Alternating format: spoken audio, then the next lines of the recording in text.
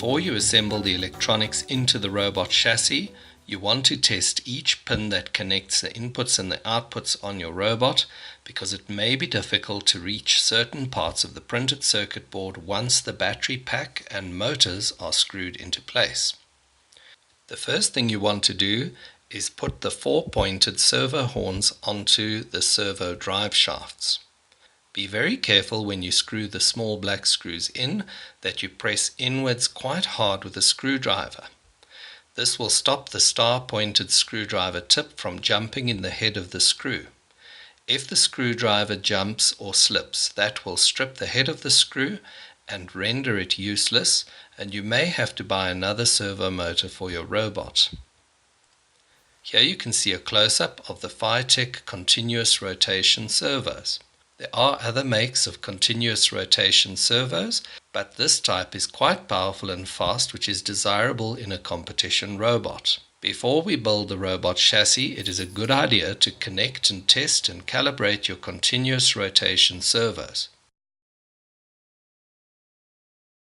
To adjust the Phytech continuous rotation servo, you will notice if you shine the light on your cell phone into the adjuster hole that you're going to need a fine-tipped screwdriver. In a jeweler's screwdriver set, the 1.4mm flat-tip screwdriver seems to work best. The tip of the screwdriver needs to be able to fit into the adjuster hole of the trim pot, but should not stick in the hole. You will need to use a bit of trial and error, but be careful, because if you force a large screwdriver into the hole, you may damage the adjustment trim pot to the extent that you might have to replace that continuous rotation servo. When you're ready, upload the continuous rotation servo calibration program to the microcontroller and switch on the motor power switch. And then very slowly and carefully adjust the trim pot to around the midpoint where the continuous rotation servo should slow down and then completely stop moving, not even vibrating or making buzzing noises. When you pull the screwdriver out, it is quite likely you will disturb the setting of the trim pot, which is quite sensitive. With some practice, you will learn how to remove the screwdriver without disturbing the setting. Simply repeat the procedure again and again until you have the continuous rotation servo trimmed and that it remains trimmed once you remove the screwdriver.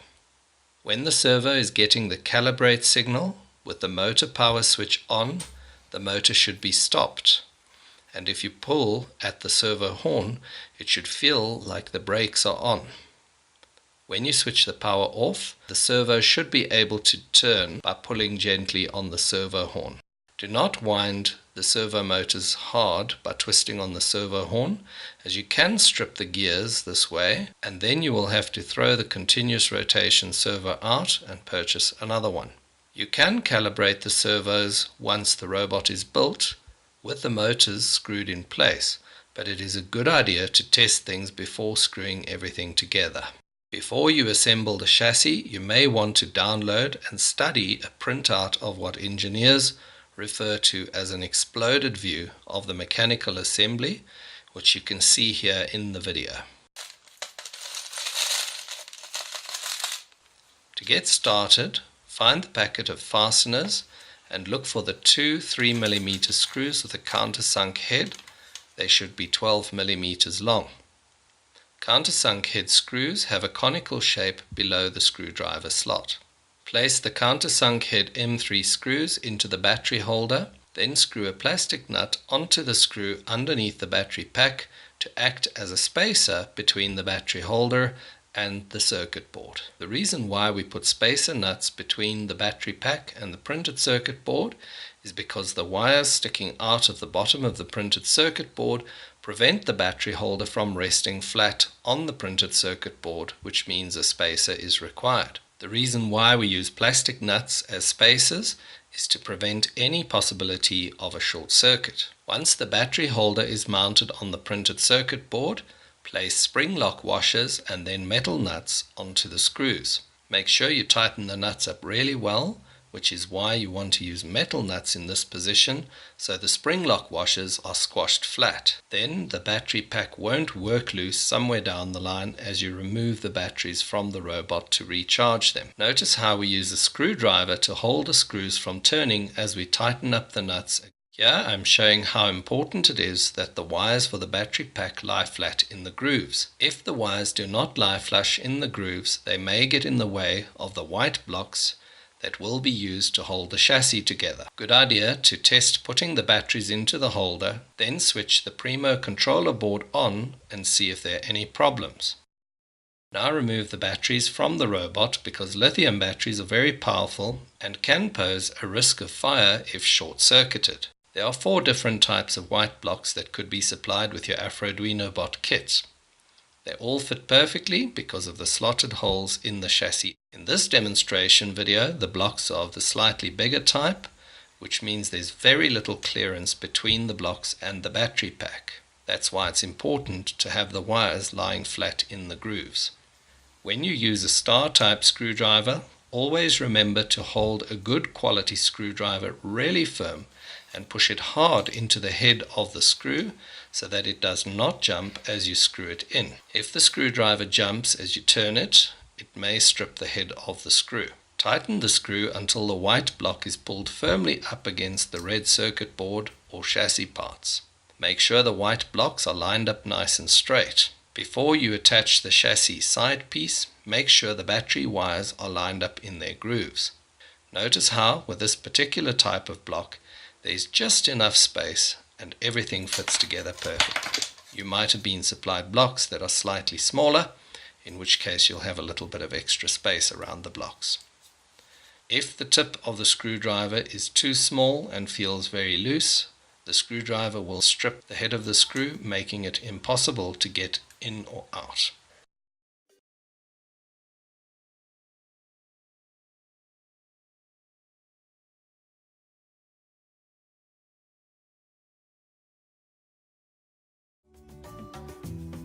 Now temporarily place a servo motor in the chassis frame to check everything is correct. Once you've done this, screw on the rear chassis element that holds the roller ball at the back of the robot. The small extra printed circuit boards make up the line following module, which we will show you how to assemble in another video at youtube.com/electronicsafrica.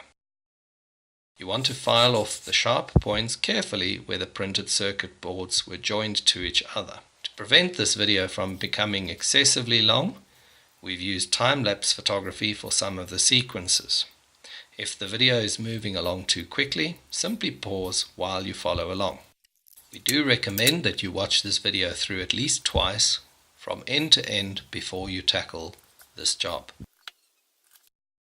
Once the chassis is assembled, check that everything fits together nicely. Locate 8 12mm long or 16mm long M3 cheesehead screws, flat washers, 8 spring lock washers, and 8 flat nuts. Introduce the continuous rotation servo motors into the chassis of the robot from the outside, with the flange of the continuous rotation servos resting on the outside of the chassis. Also, the continuous rotation servo adjuster holes should be facing forward so they can be accessed for the next time you need to calibrate the motors when they will be in the chassis of the robot. What this effectively means is the servo motor wires should be coming out at the front of the robot. Place a flat washer onto each screw. Then insert the screw from the outside into the holes on the flange of the servo motors and then through the chassis.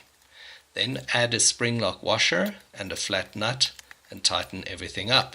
Do not completely tighten up the nuts and bolts holding the continuous rotation servos in place until they've all been fitted, or you might find it difficult to get some of the screws in. Once all the nuts and bolts are in place, tighten everything up so the spring lock washers are squashed flat. Then they won't come loose. But don't tighten everything up to the extent that the plastic flanges on the continuous rotation servo motor casings become damaged. A good quality pair of needle nose pliers and a decent screwdriver can make this job a lot easier because you have to reach into places that are quite tight. How to wire up the plug connector from the battery pack was covered in the video on how to build the circuit board at www.youtube.com/electronicsafrica. You can feed the wires through the extra slots on the printed circuit board before you solder the plug on, or you can simply use a Ziploc cable tie to act as strain relief, which will prevent the wires from bending and ultimately breaking loose. The large ball is used to balance the robot, as the robot only has 2 wheels. Good idea to fit the drive wheels onto the robot before you fit the ball. There is a video on how to make up the drive wheels at youtube.com/electronicsafrica. There is a 50mm long M3 cheesehead screw to mount the ball on the back of the robot. Use 2 Ziploc cable ties to secure the ball in place, making sure the robot is level. Pull the Ziploc cable ties tight with a pair of pliers and then clip off the excess length of plastic. Now you want to replace the batteries in the robot and download the program